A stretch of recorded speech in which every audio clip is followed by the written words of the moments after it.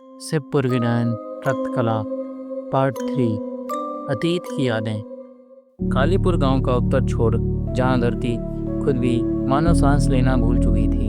चाय की टपरी चेतावनी दे रही हो, दीवारें सीलन से सर चुकी थी, उन पर चिपके हीरे पड़ चुके अखबार, जिनके अक्षर भी जैसे धीरे धीरे मिटकर गुमनाम हो रहे थे। यह टपरी सिर्फ एक चाय की दुकान नहीं थी, यह तीनों दिशाओं से आने वाले रास्ते का संगम थी।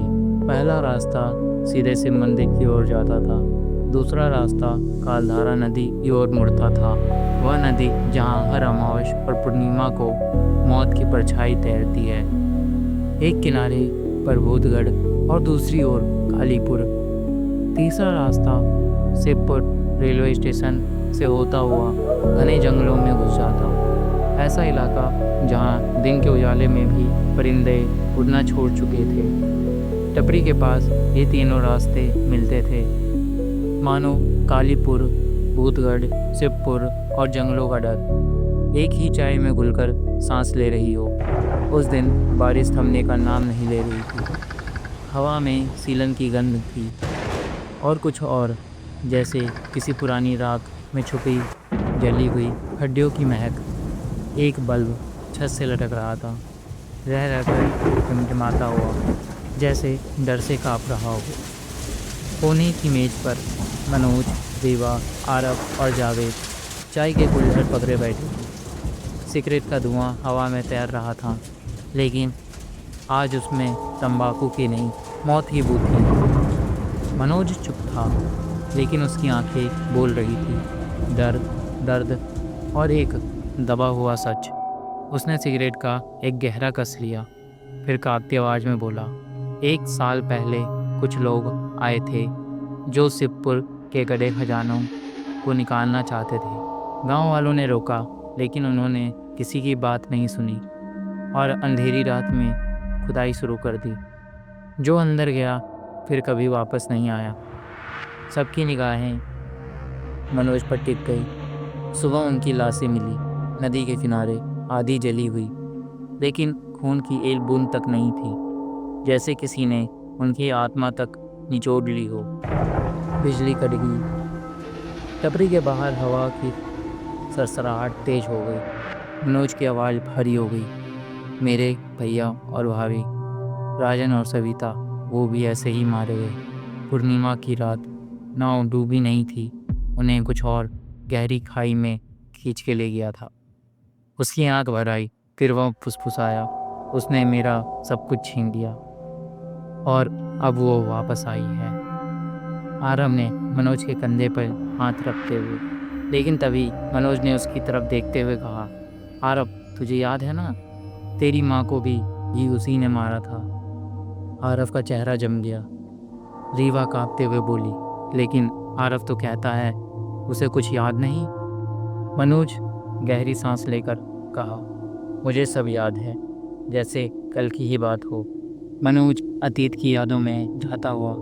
अमावस की रात, काले बादल, रुकी हुई हवा और ऐसा सन्नाटा जो मौत से पहले की होती है। गांव में लंबे समय से अमावस की रात पर कोई मौत नहीं होती थी। लोग सोचने लगे, डायन का अभिशाप खत्म हो चुका है, डायन अब जा चुकी है।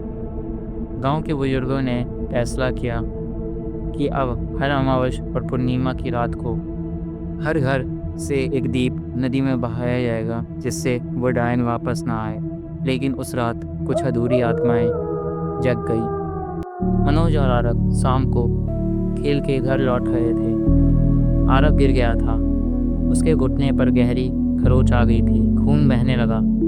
आरव की माँ शांति उसे डांटते हुए बोली, तू हर बार चोट खा के आता है, मैंने तुझे कितनी बार समझाया है कि सही से खेला कर, लेकिन तू मेरी एक नहीं सुनता है। और तेरे पापा को भी आज के दिन ही जाना था, मैंने दवा लगा दिया है, अब दर्द नहीं होगा, तू आराम कर। शांति मनोज से बोली, आरव के पास ही रुको, मैं जल्दी ही दीप जलाकर लौटूंगी, आज देर हो गई है और देर नहीं कर सकती। आरव के पिता उस दिन गांव से बाहर शहर कुछ जरूरी काम से गए थे। शांति के चेहरे पर एक अजीब डर था, अगर आज दीप नहीं जला तो वो वापस आ सकती है। शांति अकेली नदी के किनारे पहुंची। वहां बाकी के लोग दीप बहाकर लौट चुके थे। सिर्फ ठंडी हवा, शांत पानी और बहते हुए दीपक। उसने दीप जलाया। हवा थम गई। नदी स्थिर हो गई, बहुत ज़्यादा स्थिर। दीप पानी में रखा, बुझ गया। दोबारा जलाया, फिर बुझ गया। तीसरी बार।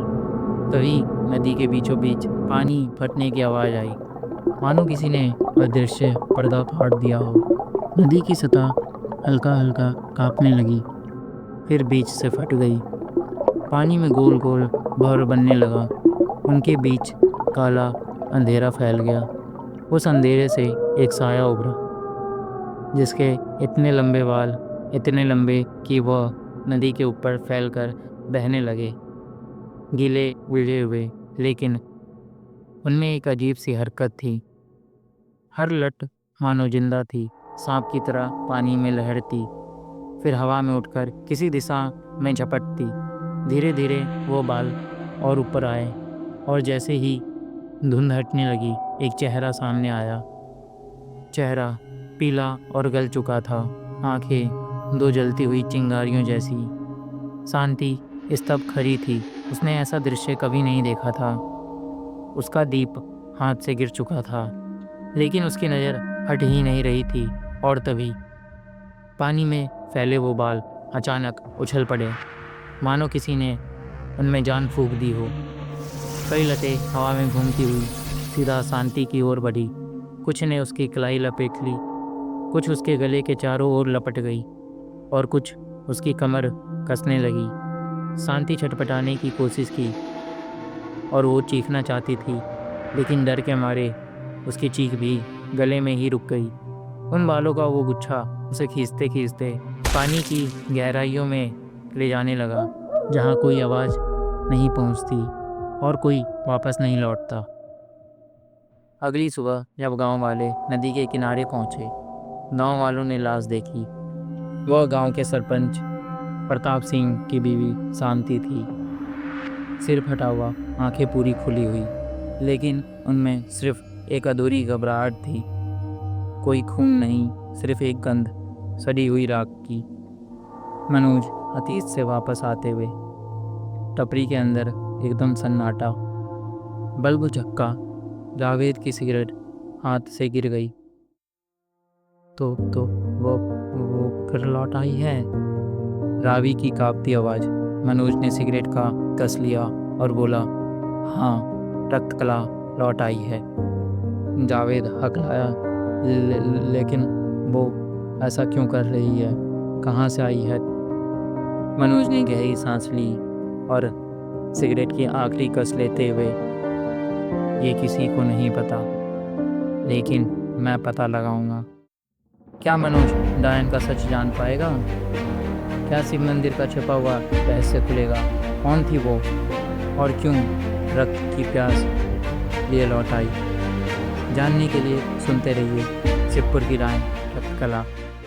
अगर आप जानना चाहते हैं कि मनोज, आरव, रीवा और जावेद रक्त कला का सच कैसे उजागर करेंगे, और शिव मंदिर के पीछे कौन सा भयानक राज छुपा हुआ है, तो इस कहानी का अगला भाग मिस मत कीजिए। हमारे YouTube चैनल को सब्सक्राइब करें, वीडियो को लाइक करें और बेल आइकन दबाइए, क्योंकि असली डर अभी बाकी है।